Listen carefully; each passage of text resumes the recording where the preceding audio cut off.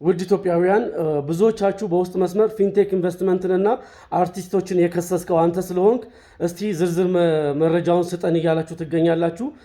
ዝርዝር መረጃውን ለመስጠት ህግ የማይፈቅድልኝ ቢሆንም አንዳንድ ግን ውዥንብሮች እየተፈጠሩ ያሉ ውዥንብሮችን ለማጥራት ሃይላይት ልነግራችሁ ፈልጋለሁ። ይሄው ምንድነው ፊንቴክ ኢንቨስትመንት እና 16 አርቲስቶች እና የተለያዩ ድርጅቶች የማስታወቂያ ድርጅቶችን ተከሰዋል፣ ከስሻቸዋለሁ። ነገር ግን ዝርዝር መግለጫውን መስጠት ባይቻልም ንብረቶቻቸው፣ ተሽከርካሪዎቻቸው፣ ቤቶቻቸው ግን ታግደዋል።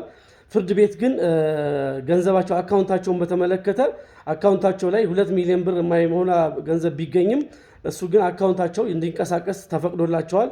ቤቶቻቸውና ተሽከርካሪዎቻቸው ግን እንደታገዱ ነው ያሉት።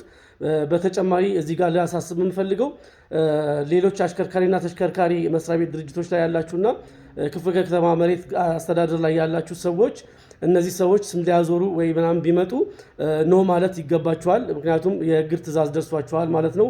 የእናንተው ሌጋል ክሊኒክ ጠበቃና የህግ አማካሪ ኤፍሬም ተካልኝ ነኝ። አመሰግናለሁ።